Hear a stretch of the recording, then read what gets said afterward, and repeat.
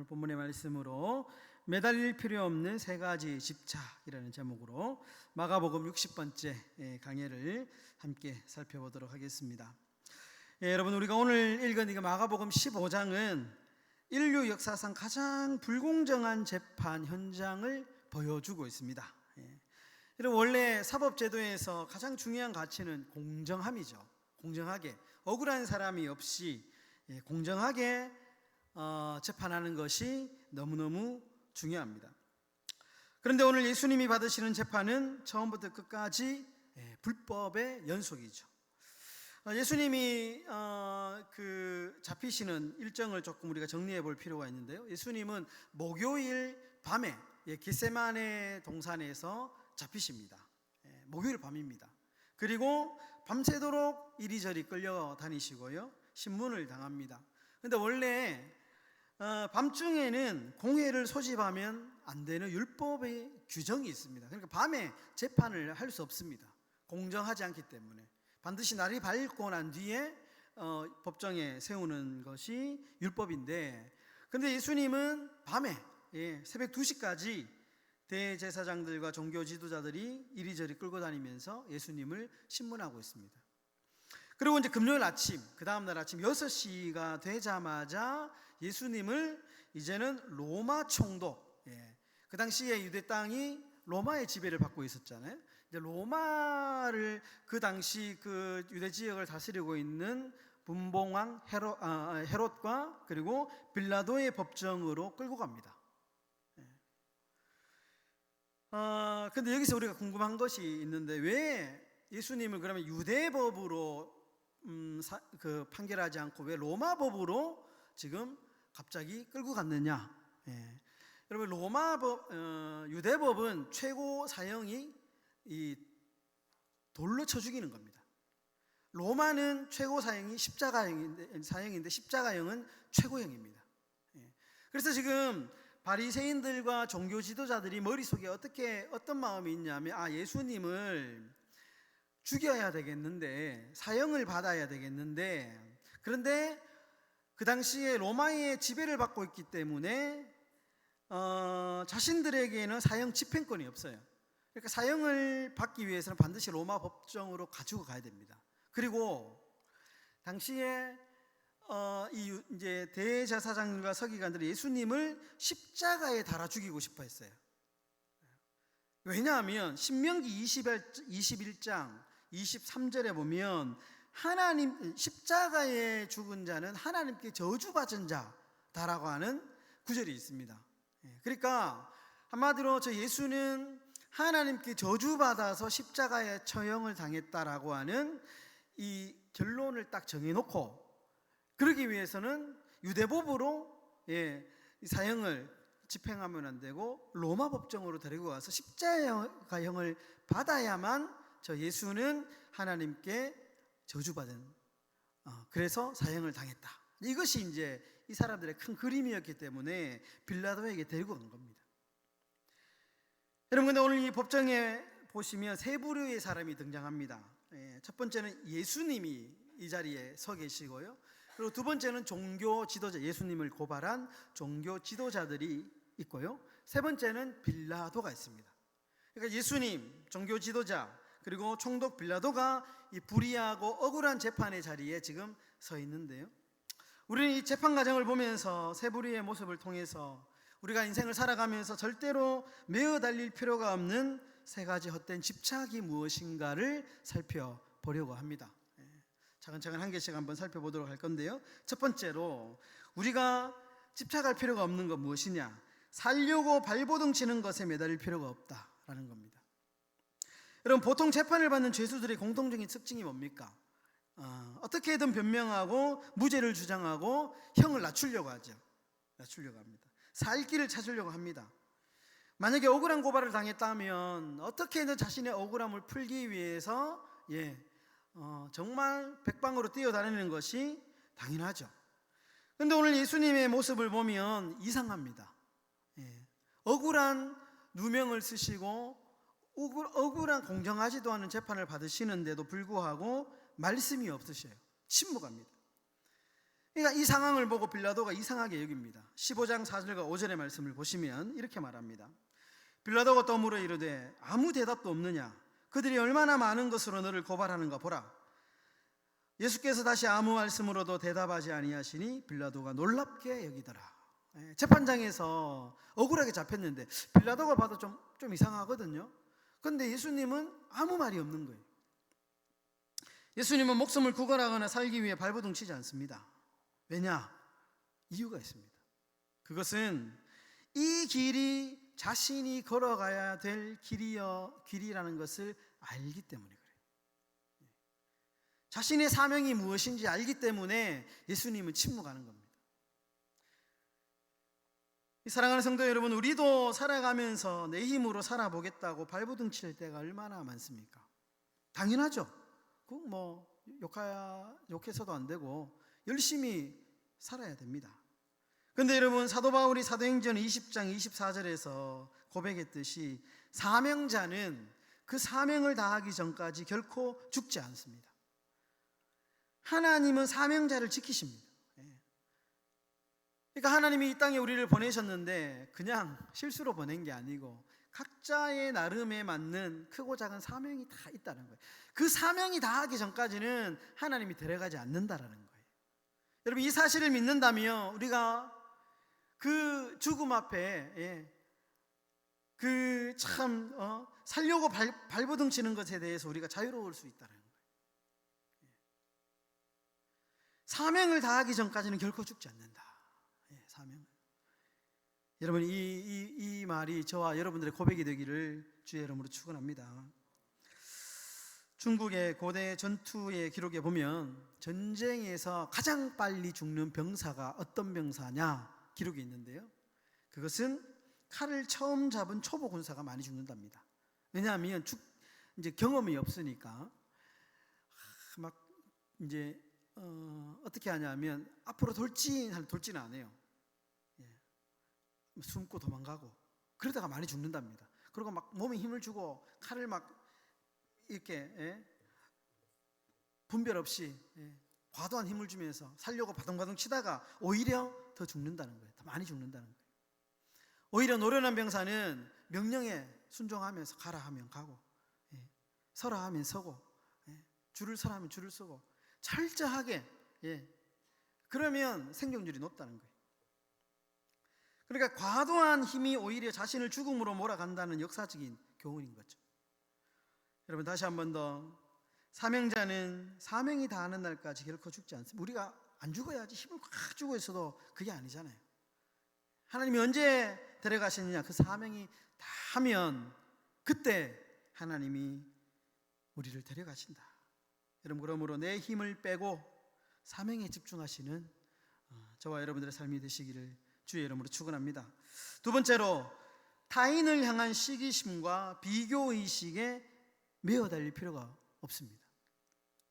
여러분, 이제는 두 번째로 대제사장들의 모습을 좀 봐야 되는데요. 여러분, 대제사장들과 종교 지도자들이 왜 그렇게 밤을 새워가면서 예수님을 죽이려고 광기를 부리고 있을까? 그 다음날 해도 되잖아요. 왜 이토록 예수님을 죽이려고 지금 무리하게 불법적으로 지금 일을 처리하고 있는가? 그것은 그들 안에 추악한 동기가 있어요. 그 동기가 어디에 나와? 15장 10절에 나옵니다.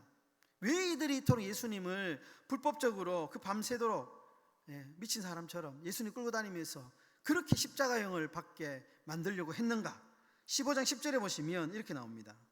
15장 10절 우리 다 같이 읽겠습니다. 시작.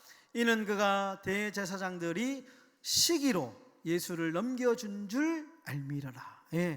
이는 그가 빌라도입니다. 빌라도가 대제사장들이 시기에서 예수를 넘겨준 줄 알았다는 거예요. 시기. 여러분, 시기가 무섭죠. 이 재판은 결국에는 예수님이 큰 죄를 지어서 재판이 넘어간 게 아니고요, 시기심 때문에 그랬습니다. 시기심. 여러분, 시기심은 너무너무 무섭습니다. 성경에도 시기심에 대해서 너무 많은 이야기가 있죠. 인류 최초의 살인자 누굽니까? 가인이죠. 가인이 자기 친동생 아벨을 돌로 쳐 죽입니다. 왜 죽였느냐? 하나님이 자신의 제사는 안 받고 동생 아벨의 제사만 받는다라고 하는 시기심 때문입니다. 근데 아벨은 제사를 진심으로 드리고 가인 자기는 진심으로 드리지 않았거든요. 당연한 거죠. 근데 그거를 시기한 거죠. 여러분, 사울 왕이 왜 평생 군대를 풀고 돌아다니면서 다윗을 잡으려고 했습니까? 군중들이 다윗은 만만히요, 사울은 천천히요. 결국 이 소리 때문에 시기했어. 다윗을 죽이려고 했던 것이죠. 다 여러분 시기심 때문입니다. 시기심 때문에. 요한복음 21장에 보면 예수님이 부활하시고 난 뒤에 이제 제자들 도망가서 패배주의에 빠져가지고 고기 잡고 있는 제자들에게 예수님이 나타나시죠. 그리고 아침을 먹여주시잖아요. 그리고 베드로에게 내 양을 먹이라 3번 말씀하시잖아요. 그 사건이 있는 이후에 이제 베드로가 옆에 보니까 요한이 있는 거예요. 요한, 그 사도 요한, 제일 어린 요한. 근데 이제 베드로가 요한을 바라보면서 그 요한복음 21장 12절에 보면 이렇게 합니다. 주님, 예수님, 이 사람, 이 요한은 앞으로 어떻게 됩니까? 이렇게 물어요. 근데 베드로의 이 질문은 뭔가 긍정적인 질문이 아니에요. 자기는 이제 예수님이 사명을 주셨으니까 나는 이제 할 일이 생겼어. 앞으로 내 양을 먹이라, 나를 따르라 하고 이제 사명을 주셨기 때문에 자기는 괜찮은데, 옆에 보니까 요한은 어린데 자기가 볼 때는 좀 막막하거든요. 그러니까 예수님이 요한은 앞으로 어떻게 되죠? 이렇게 묻습니다. 자신하고 비교하면서. 그래서 이제 예수님이 단호하게 베드로에게 이 말씀을 하셔요. 요한복음 21장 22절 띄워주시고요. 읽겠습니다. 시작.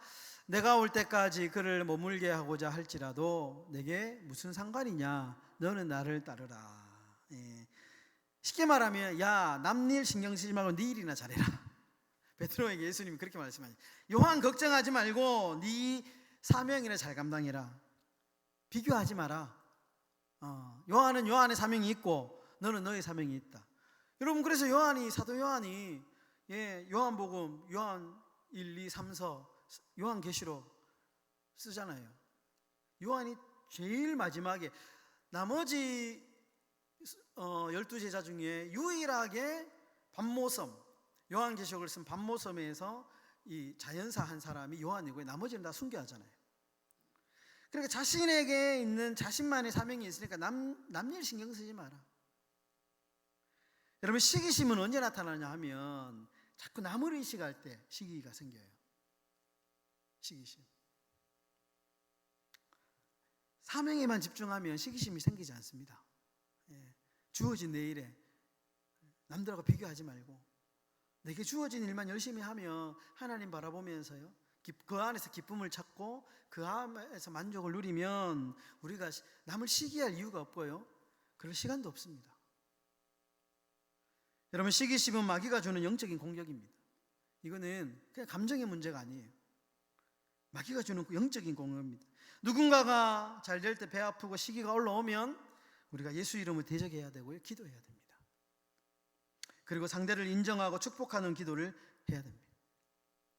그러면 그 축복이 나의 축복이 되는 겁니다. 여러분, 내가 축복할 때 내가 내 영혼이 살고요, 내가 저주하고 시기하면 내 영혼이 죽습니다. 우리가 상대를 인정하고 축복하는 그런 복된 삶이 되기를 주의 이름으로 축원합니다. 세 번째, 사람의 시선에 매달릴 필요가 없다라는 겁니다. 사람의 시선에. 이제 마지막으로 예수님 봤고요, 대제사장 바리새인들 봤죠. 마지막에 누구의 모습을 봐야 되느냐? 빌라도의 모습을 봐야 됩니다. 그럼 마지막으로 빌라도의 모습을 보면요, 빌라도는 예수님이 무죄하다는 것을 너무나도 잘 알고 있었습니다. 그래서 어떻게든 예수님을 풀어주려고 합니다. 심지어 꼼수를 쓰죠. 그 바라바라고 하는 이 사람을 놓아주고 예수를 십자가 이제 데리고 와서 둘 중에 한 사람을 선택하라고 합니다. 그런데 군중들이 바라바를 놓아주고 예수를 십자가에 못 박으러 가죠. 그때 빌라도가 내린 결정이 뭐냐? 15장 15절에 이렇게 얘기하죠. 빌라도가 무리에게 만족을 주고자 하여 바라바는 놓아주고 예수는 채찍질하고 십자가에 못 박히게 넘겨주니라. 빌라도는 무리에게 만족을 주고자 해요.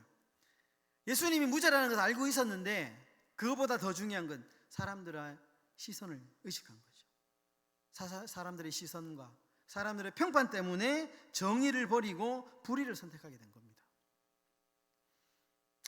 여러분, 제가 오랫동안 이제 교회를 오래전에 한 은퇴 장로님하고 이제 부교역자 시절에 저희 교구에서 이제 상담을 나눈 적이 있는데, 남들 보기에는 참 보면 너무나도 화목하고 참 믿음의 가정이었습니다. 남들 보기에 자녀들도 다 명문대 나오고 번듯한 직장에 다니고 늘 부러움을 사는 그런 가정이었습니다. 그런데 장로님이 이제 신방하고 뜻밖의 고백을 하시는 겁니다. 사실은 자녀 중에 한 명이 지금 우울증이 오래 있는데 이 말을 못 하겠다는 거예요. 교회 장로 자식이 신앙이 없어서 저렇다 이런 말 들을까 봐 주변 성도들 시선 때문에 어디에서 말을 못 하겠다는 거예요. 여러분, 우리가 살면서 이런 경우가 종종 있죠. 사람 눈치 때문에, 시선 때문에 우리가 하나님 앞에 정직하지 못할 때가 있다는 거예요. 좀 자유롭게 신앙생활을 하지 못할 때가 있다는 거죠. 여러분, 사람의 시선을 지나치게 의식하면 영혼이 병듭니다. 신앙생활 즐겁지 않고요, 신앙생활이 매너리즘에 빠집니다. 여러분, 우리가 알아야 되는 건 교회는 완벽한 사람들이 모여서 서로를 뽐내는 패션쇼장이 아닙니다. 아프고 깨어진 사람들이 있는 그대로 나와서 하나님 앞에 치유받고 회복하고 소망을 발견하는 병원입니다. 우리는 다 환자복이면 환자이죠. 사람의 시설이라는 가면을 벗어던지고 주님 앞에 상한 심령 그대로 있는, 복음송에도 이런 노래 있잖아요. 있는 모습 그대로 나오시오. 있는 모습 그대로 나올 때 진짜 회복이, 진짜 은혜가 시작이 됩니다. 사랑하는 성도 여러분, 우리는 사명자입니다. 사명자는 주님이 지키시고요, 사명 다 할 때까지 우리를 데려가지 않습니다. 사명자는 사람을 의식하지 않고, 사명자는 사람을 시기하지 않고 하늘을 의식하며 살아가야 됩니다. 여러분, 그 주님 붙잡고 이번 한 주간도 승리하시기를 예수님의 이름으로 축원합니다.